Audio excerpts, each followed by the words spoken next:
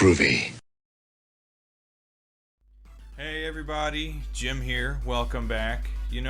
Today I was kind of going through my collection looking for some, good Konami games to play. I don't know, I was kind of reminiscing almost as I was going through because, lately, it's not really any kind of secret that Konami is kind of falling off the ball, I guess. Is that the phrasing to use? They're not doing very well today. They're not very popular with fans anymore. They're not putting out a lot of great games anymore, aside from maybe one here or there. They're kind of in hot water for focusing so much on like pachinko and mobile games, and every once in a while actually giving us an actual like big console release. But they were at one time maybe the top 2 or 3 developers, and as I was going through, I found a lot of really great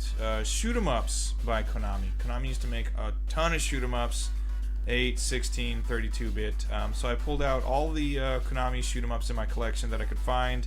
I probably have more, and I by no means have them all because that would be like almost impossible. So today I'm just going to take a look at 3 different series of Konami's shoot 'em ups. I know they have like individual one-offs and things like that, and their releases on basically like everything, MSX and obscure PCs and all kinds of stuff like that. But I'm going to show you some of the games I have in my collection that are pretty cool. Some of my favorite shoot 'em ups ever, actually. So let's go ahead and get started. Okay, so we'll get started with Gradius, the Gradius series. For some odd reason, I don't know where the hell my copy of the original for the Famicom is. It could be anywhere. It could be lost in a vortex somewhere, or more likely it's in a box. I just don't know which box it is. But what I do have here, and this is a series I will say I have a love-hate relationship with, do have Salamander, aka Life Force, amazing game. Gradius 2 for the PC Engine CD. This is an excellent port of Gradius 2.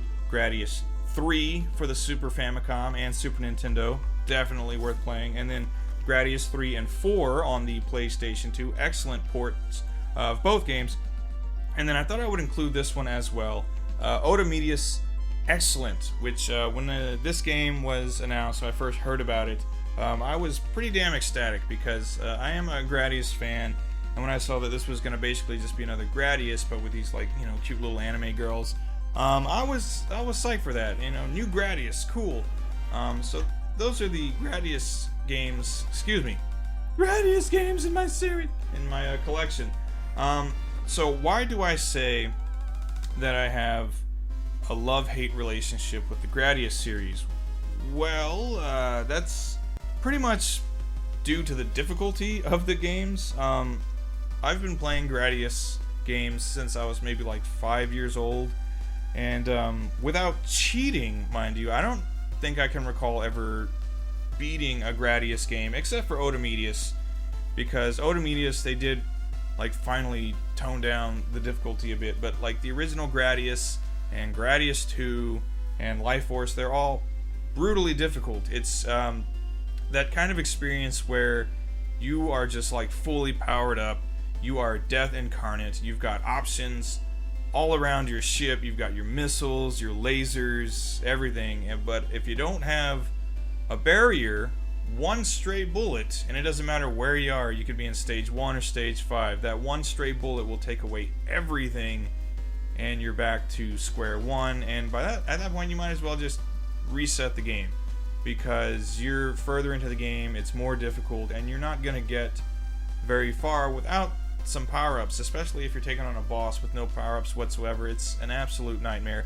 So that's why I say I have a love-hate relationship with the Gradius games. They are brutally difficult, and sometimes the difficulty is infuriating, it drives me nuts, and then sometimes I want a really, really difficult game, and that's when I can play Gradius. The Gradius games and old school shooters in general, definitely more challenging, I think, than today's bullet hell shooters. I can finish a bullet hell shooter. A lot of these 8-bit shooters like Gradius and Life Force can't finish unless I cheat. They're brutally difficult, but the entire Gradius series is a great one. It's one I love very much, and if you've never played a Gradius game or Life Force, I highly recommend you do. They're great. They're extremely difficult. You might destroy some things, adjacent to you, but you'll probably also have a lot of fun. So Gradius, Life Force, Odomedius, it's all good. Definitely check out the Gradius series. Okay, going along with Gradius, the Parodius series, which is a series that I also really love, for a couple of reasons. I'll get into them, but what we have here is Parodius Da for the Famicom, which I believe this is the first Parodius game. I know this was released on a lot of different systems back in the day, MSX and such.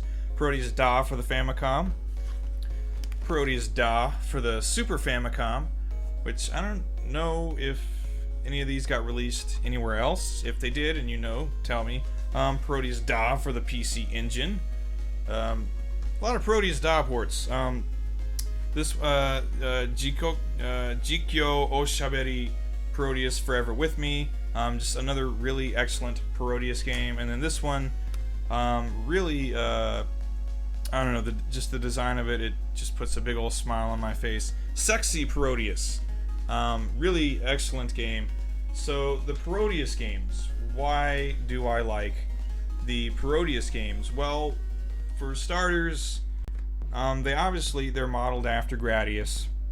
They play more or less the exact same as Gradius, but the difference is they are just like batshit insane with the selectable characters, with the enemies. I mean, you'll see like everything, like big stripper women, and you'll shoot giant schoolgirls in the face, and you'll fight like a penguin with a toilet mounted on his head.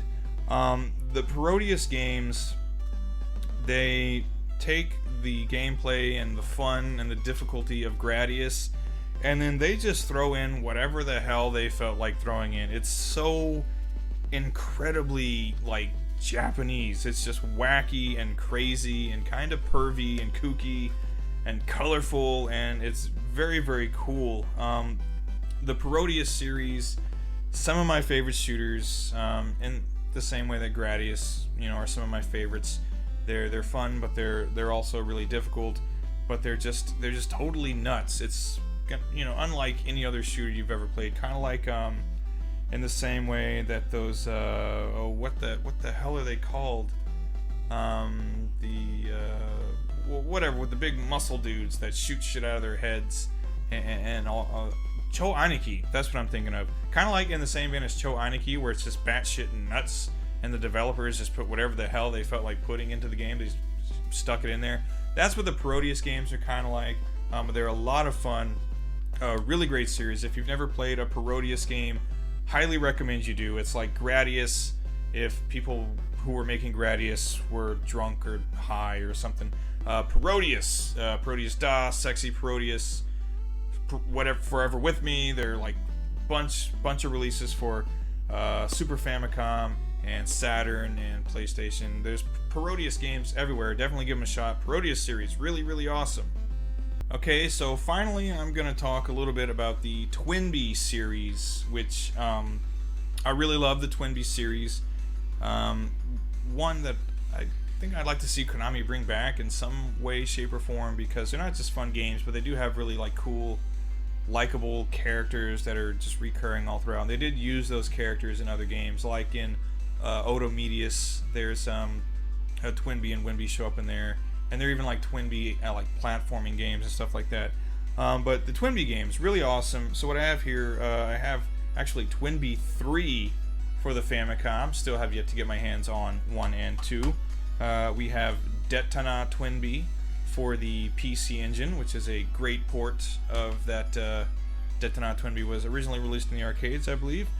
For the Saturn, I have Detana Twinbee Yahoo Deluxe Pack, which was also released on the PlayStation. It's Detana Twinbee, and then it's also Twinbee Yahoo. So two of the Twinbee arcade games put into one disc, and then Poppin' Twinbee, which was I think also released in the UK, I want to say, for the Super Famicom and SNES. So yeah, not that many Twinbee games in my collection, but it's a series that I really enjoy. What's so great about Twinbee? Twinbee games are like the ultimate, like, super colorful, like, you know, cute 'em up style game, just like drenched in pastel colors, and the characters and enemies and boss designs are all kind of like, you know, just like really cute, kind of crazy. Definitely not a game that takes itself too seriously. The bell power-up system in this game is something, I don't want to say you either love it or hate it. You probably love it and hate it because, one, it's a break from the ordinary. It's not just collecting power-ups and, you know, and that's it. You actually have some control of what power-ups you get. It also makes it more difficult to get what you want because you have to keep shooting the bells, and sometimes it's just like there are enemies and bells on screen at the same time, and it's just like this weird scramble to kill the enemies or avoid them, but also try to collect the bells or get the appropriate color you want. So a difficult series in its own right, not as difficult as Gradius or Parodius, I think, but still, you know, pretty tough if you're not, you know, totally accustomed to shoot 'em ups, especially the Famicom ones. 8-bit shooters in general were really tough. But the Twinbee series, I believe called Bells and Whistles, or it was called Bells and Whistles in Europe and maybe in the US as well. Again, I don't know. If you know, tell me. I do know at least one or two of the Twinbee games were released in the UK though, and I think the arcade games were released globally. But anyway, the Twinbee series, very fun, colorful, challenging, but really excellent games. If you've never played anything in the Twinbee series, Poppin' Twinbee or Bells and Whistles or anything like that, I would recommend that you definitely do. They are a lot of fun. Like I said, it's on Famicom, Super Famicom, PC Engine, Sega Saturn, PlayStation. There's a lot to choose from, and I believe a lot of these games, Twinbee, Gradius, Parodius, all of that can also be found in, like, you know, like PlayStation Network or, you know, Virtual Console, all that kind of stuff. So these games are actually easily found these days if you want to go back and check out what it was like when Konami was making, you know, a lot of different types of games. They were making a lot of shooters and platformers and all kinds of great stuff. Definitely do. So the Twinbee series, the Parodius series, the Gradius series, they're all great. And again, I highly recommend trying any one of them.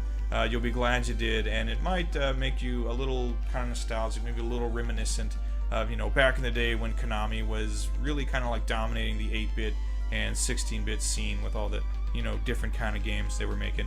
Anyway, down in the comments, what are some of your favorite Konami shoot 'em ups? Because I'd like to know. And as always, hey everybody, thank you for watching. Take care, and I will see you next time. Goodbye, everybody.